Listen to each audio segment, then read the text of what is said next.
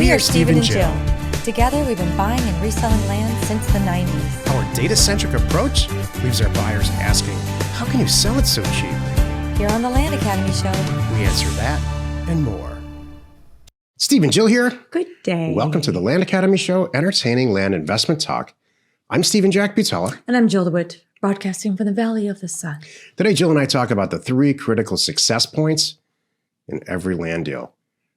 You know, there's if you can envision a flow chart of all the little events that happen, starting from when you find an area that you want to send mail to, all the way to when you get that check in your hand or that wire transfer on the sale. There's all these little points in between, but there's 3 of them that I think are imperative and critical. And we'll talk about that. Okay. I was thinking of something funny. What's your interest level in land today, Well, Jill? first of all, I noticed I have an earring that's kind of falling out, so I wanted to fix that. So now I've We should do a whole show about I've got that taken care of. how interested is Jill in this, really? Oh my goodness, I feel so bad. I was really trying to hang in there yesterday. We were doing some. It's career path, and you were in a deep discussion, and it's just your side of the sheet. Yep. And it's data stuff that you know like the back of your hand. And everybody's like leaning in and drooling. And I'm like, stay awake, stay awake, stay awake. So funny. I'm like, don't zone out. They can probably see that as I'm trying to. So that's not happening here, but I do, my mind goes to other places. I'll be honest. So Before we get into it, let's see if this will wake Jill up. oh, good. Let's take a question posted by one of our members on the landinvestors.com online community. It's free. And don't forget to subscribe on the Land Academy YouTube channel and comment on the shows you like. Kim wrote, is there a dollar amount for a sale when it makes sense to involve an agent? Oh, I like this question. This is kind of my question. Thank you for doing this. We're buying a property for $8,500 and based on comps, expect to sell it for a minimum of $25,000, maybe up to $40,000. Hey, nice numbers, Kim. This is where I would like the experience of a local agent, but I'm curious your thoughts. We plan to self-close, but would need title insurance, etc. on the sell side. All right, this is shaping up great. This is an awesome deal. I love these kind of numbers. Jill's interested now. Shucks, you could do 20 of these a month. Think about that. And with the person that you hired from the show yesterday that we talked about. And no, I think those are great numbers. So that's a good number. I think the 25 to 40,000 number, I have brokers that will get involved and they are interested. But what they will do is like, hey, the good ones will have this conversation with you. Go, look, all right, here's the deal though. I'm happy to take the deal down, but I need a minimum of X. Maybe it's $4,000 or something like that because my cost, I have assistants. I have to, get the photographs. I have a team. So if I can make a minimum of X, I'm happy to do it because my percentage would leave me with, negative $10. That's not going to work by the time I'm done.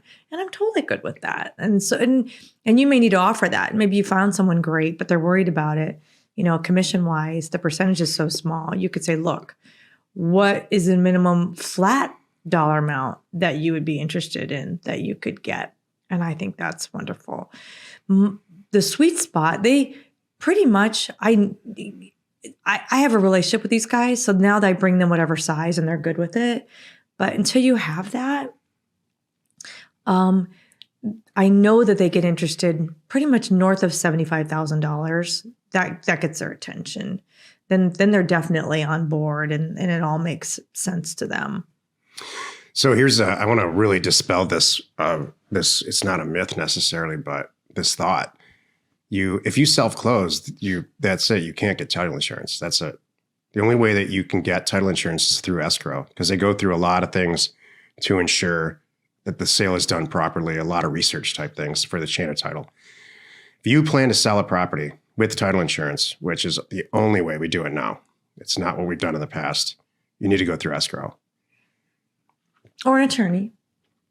Or an attorney. Don't forget, you can do an attorney. Those are, yes, exactly. And then you can go ahead and sell it without a real estate agent, but you still need to go through a escrow title. Garage sale property doesn't count FYI. Yeah, that's tiny little That's property. totally little things. But our major deals that we're doing, when Steven says always, it's usually. let me just dispel this right now. I love you, but he's so good at like, I never do this. I'm like, well, I kind of did one yesterday. I don't know what goes. I don't know what Jill does. I know what I do. There we go. I don't know what Jill does. Let me back up. He may think that's how it goes. but so, yeah. But to answer the question, you could buy yourself, right? You want to self-close on the buy side and then sell through escrow with title insurance. I have one right now that I'm doing. So no big deal. And they'll fix it all up for your buyer. Don't even worry about that, Kim. You're doing great. Today's topic, 3 critical success points in every land deal. This is why you're listening.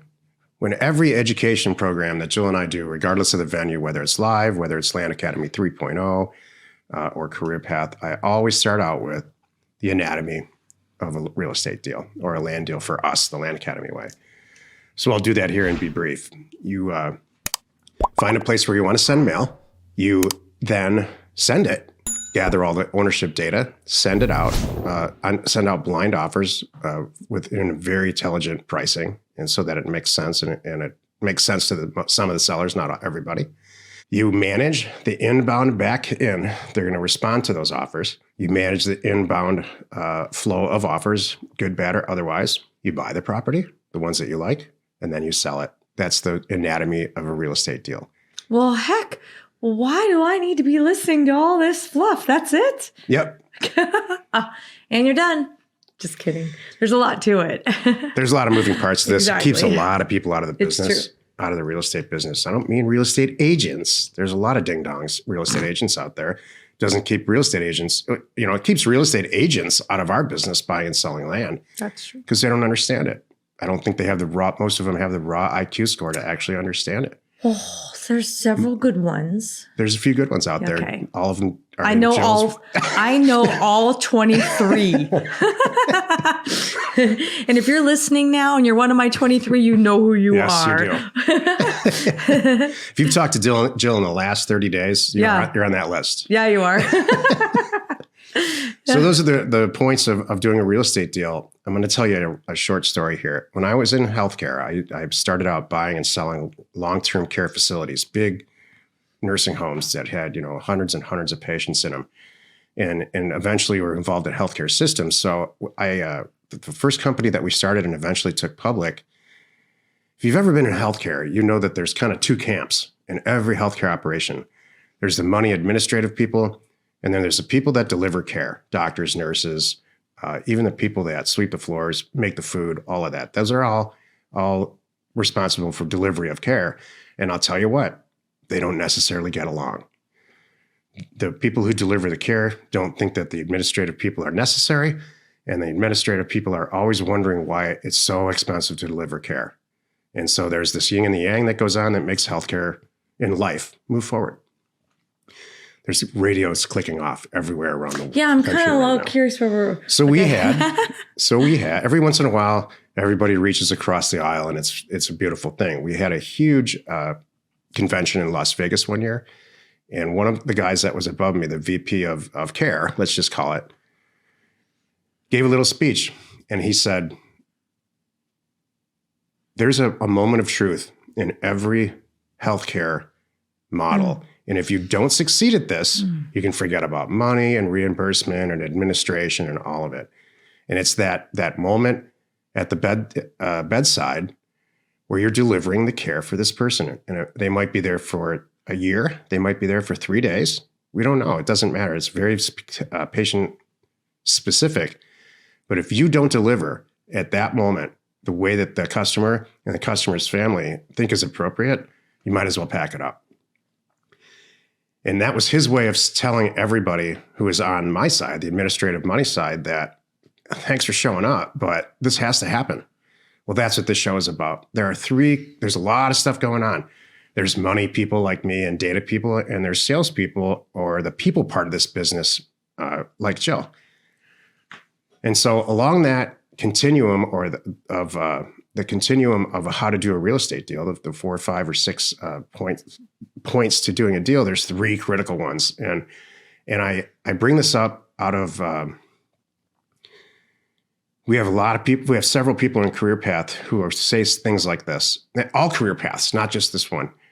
I sent all this mail out. I got all these amazing responses. I can't get a deal done. Something's wrong with this business model. So I'm going to dispel that right now. Yeah.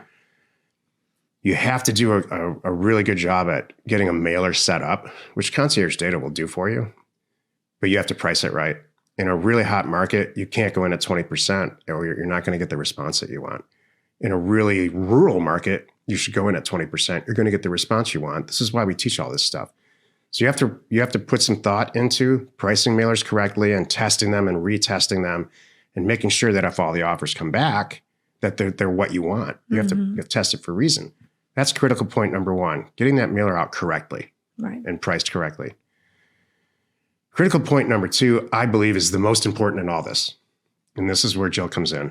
Thanks. There's a moment in time where a person receives an offer and they open it and they say some version of this to themselves and maybe to their spouse or their partner. I don't want that property anyway. This person's offering me $34,000 and they say they can close in 3 weeks. I'm going to call them and just see if this is what the deal is. I think $34,000 would be great. We're never going to go see that property again. And so they do. They call your company or some of them sign it and they send it back. And there's that first 30 seconds of contact that they have with you. Hopefully it's on the phone. Hopefully it's with Jill in my world. And that will push the whole entire relationship and deal forward. Jill has written and speaks on this topic till she's blue in the face sometimes. And that's what Career Path is for, to really open the discussion up on this topic, because we've had people in the past in our group who believe that they don't want to talk to anybody. They just want to email back and forth or try to keep somebody's, it just doesn't work. Like automated, use the Philippines for it, something like that. Like, all kinds of ways to avoid talking on the phone. Yeah. Can I just hand it to escrow then? When it comes back, I just give it to escrow and don't even have a conversation? Hold on. That is absolutely critical, that moment. It's usually the first 30 seconds. If you talk to, the first 30 seconds I ever talked to Jill, I was sold. Oh, I'm not trying to get anything out of this. That's just the truth. It's like dating. You. So that's critical point number 2. You set this foundation. I know this is a whole nother show, but that instant that they befriend you, hopefully they befriend you and they trust you. Now you're in. Then you two are now in a partnership to get the deal done. And then the bad guy is the escrow company, or the bank because they're taking too long, whatever it is. So yeah. This is also the entire solution for solving any perceived competition you think there's out there. That's true. If they get 3 letters and they call on letter number 1. They get voicemail, they get cranky person, And then they get Jill. Thank you. Even if it's cheaper, even if it's a smaller dollar amount, they're going to sell it to Jill. Yep. I've watched it time and time and time again. Yep. I mean, there's times when I walk by Jill's office, I hear her on the phone with the seller, and I'm floored at how fast she can develop a relationship with that person and get a deal done. Critical point number 3 is when you make a decision that you're going to buy this property and you've said, yep, it passes the 6A test, it passes the use test, all the stuff that we teach, you need to get a second opinion so that you need to remove the risk and the doubt in your mind for an acceptable range that you can sell the property. So if you're going to buy for 20, you believe you can sell for $40,000 or $50,000, you need confirmation on that. And there's several ways to do that. And we've set these up. We can ask us about it on our Thursday call. That's what Would You Do This Deal is. Every Thursday we do it. You can ask about it on Discord. There's all kinds of people that are way further ahead in their careers. I don't care who you are, including me, the further ahead in their careers that are going to give you a real solid opinion. And they maybe have been working in that area for a while. They may know that state and things like that. And I use our peers, by the way. Me too, all the time. And the best point is somebody local, hopefully a really good real estate agent who understands land and has an amazing track record. They've sold 200 or 300 properties in the last few years that are like kind, rural land or land in that area where you're looking to buy this property. And they're going to tell you, oh yeah, this happens to us all the time and all the time. Joe and I get really excited about a deal. We send it to the local real estate agent where we work in the area, and he says, "That's just a big hole in the ground. You guys, you shouldn't buy this at any price." But that other one, those other two I looked at last week, those are golden. Yeah, and we can. Oh, you think you can sell it for 40? I think we should list this for 75. Yeah. So there's 3 critical points. You're not as bored about this as I thought. Maybe it's because you like the middle one. I like the middle one. At least I've been part of this. If you need access to any sort of ownership or property details, including owner phone numbers and FEMA flood map overlays, please check out parcelfact.com or neighborscoop.com. Created by investors, that's us, for investors like you. Happy you could join us today. 5 days a week, you can find us here on the Land Academy Show. Tomorrow, the episode on the House Academy Show is called The Real Difference Between a Land and a House Flip Deal. You are not alone in your real estate ambition. How's your earring, by the way? Oh, it's all fixed. Thank you. Okay, good. That was good. Thank you for tuning in. If you're a Land Academy member, be sure that you are communicating with us and your peers, like we just talked about, on Discord. We are Steve and Jill. Information and inspiration to buy undervalued property.